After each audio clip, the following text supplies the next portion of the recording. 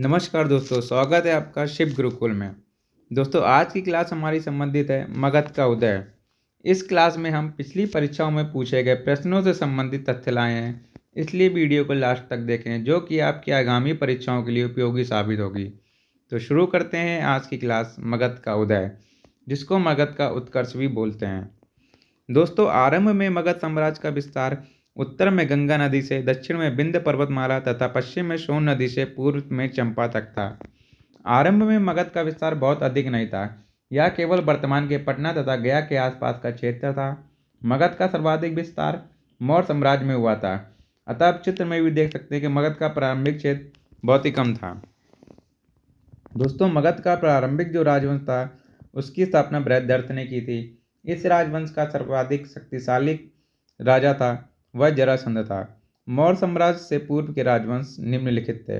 हर्यक वंश 544 ईसा पूर्व से 412 ईसा पूर्व, नागवंश 412 ईसा पूर्व से 344 ईसा पूर्व, नंद वंश 344 ईसा पूर्व से 323 ईसा पूर्व। हर्यक वंश। दोस्तों, अब हम हर्यक वंश के बारे में विस्तार से जानेंगे। बिंबसार। बिंबसार इस वंश का प्रथम शासक था और हर्यक वंश की स्थापना भी बिंबसार द्वारा ही की गई थी। हर्यक वंश की स्थापना बिंबसार ने 544 ईसा पूर्व में की थी तथा राजगृह को अपनी राजधानी बनाया। बिंबसार ने लगभग 493 ईसा पूर्व तक और 52 वर्ष तक मगध पर शासन किया। जैन साहित्य में बिंबसार को शैणिक कहा गया। दोस्तों, इस फैक्ट को जरूर याद रखिएगा कि बिंबसार को शैणिक कहा जाता था। ब्रह्मदत्त को पराजित कर अंगराज में कम मगध में शामिल कर लिया। प्रथम विवाह।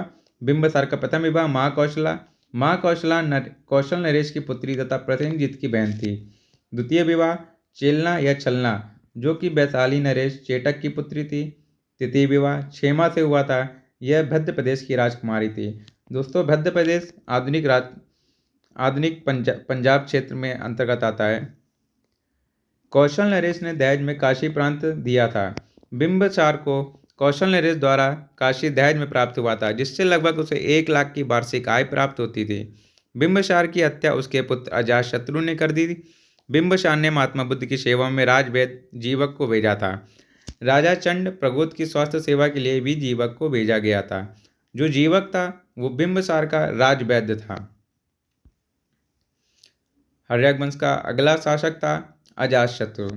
अजातशत्रु का उपनाम कुड़िक था, जिसे पृत्रहंता भी कहा जाता है। दोस्तों, अजातशत्रु को पृत्रहंता भी कहते हैं क्योंकि इसने अपने पिता बिंबसार की हत्या कर दी थी। अजातशत्रु ने अपने मित्र वत्सकार की सहायता से वैशाली अथवा लिच्छवी पर विजय प्राप्त की। इसने महाशिलाखंडक और रथमूषल अस्त्र शस्त्र का उपयोग किया। दोस्तों, ये प्रश्न बहुत बार पूछा जाता है कि इसने किस अस्त्र और शस्त्र का उपयोग किया था। तो आप याद रखिएगा, अजातशत्रु ने महाशिलाखंडक और रथमूषल अस्त्र शस्त्र का उपयोग किया था। अजातशत्रु का विवाह प्रसेनजीत की पुत्री बजीरा से हुआ था। दोस्तों, बिंबसार का विवाह प्रसेनजीत की बहन से हुआ था और अजातशत्रु का विवाह प्रसेनजीत की पुत्री बजीरा से हुआ था। अजातशत्रु के समय में ही राजगृह में शतपर्णी गुफा में प्रथम बौद्ध संगीति हुई थी। दूसरों, प्रथम बौद्ध संगीति का आयोजन राजगृह की सप्तपर्णी गुफा में हुआ था। अजातशत्रु की हत्या उसके पुत्र उदयन द्वारा की गई। अजातशत्रु ने कुल 32 वर्ष तक शासन किया। हर्यक वंश का अगला शासक था उदयन, जिसका राजवंश 460 ईसा पूर्व से 542 ईसा पूर्व तक रहा। गार्गी संहिता तथा पुराणों के अनुसार उदयन के ने गंगा और सोन के तट पर पाटलिपुत्र को अपनी राजधानी बनाया। दोस्तों, उदयन ने अपनी जो राजधानी था उसका स्थानांतरण राजगृह से पाटलिपुत्र कर दिया था। उदयन का पुत्र नागदशक हर्यक वंश का अंतिम शासक था और यह जैन अनुयायी था।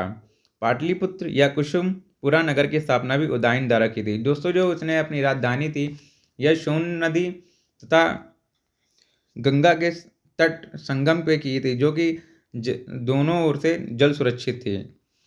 उदयन तथा इसके उत्तराधिकारियों ने लगभग 48 वर्ष तक मगध पर शासन किया। 412 ईसा पूर्व में शिशुनाग ने नागदशक की हत्या कर हर्यक वंश का अंत किया। अब हम देखेंगे शिशुनाग वंश। शिशुनाग वंश, इसका संस्थापक शिशुनाग था।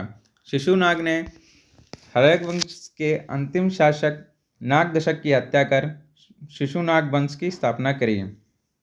शिशुनाग ने अपनी राजधानी वैशाली को बनाया। शिशुनाग का शासनकाल 412 ईसा पूर्व से 394 ईसा पूर्व तक रहा। शिशुनाग ने अवंती तथा वत्स को हरा, मगध में शामिल किया तथा मगध साम्राज्य का विस्तार किया।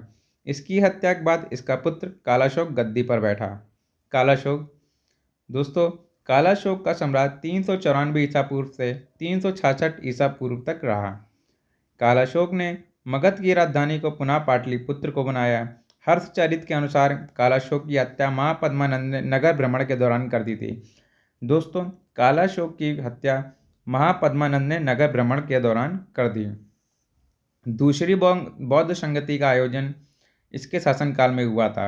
दोस्तों, आपने पीछे पढ़ा होगा, पहली बौद्ध संगति का आयोजन सप्तपड़ी गुफा में अजातशत्रु के शासनकाल में हुआ और दूसरी बौद्ध संगति का आयोजन कालाशोक के शासनकाल में हुआ। हमारा अगला वंश था नंद वंश। दोस्तों, अगर आपको ये वीडियो अच्छा लगा हो तो लाइक, शेयर और सब्सक्राइब जरूर करें। तो अब देखते हैं आगे नंद वंश। नंद वंश 344 ईसा पूर्व से 324 ईसा पूर्व। इसका संस्थापक महापद्मानंद था। आपने पीछे पढ़ा, महापद्मानंद ने कालाशोक की हत्या कर नंद वंश की स्थापना की।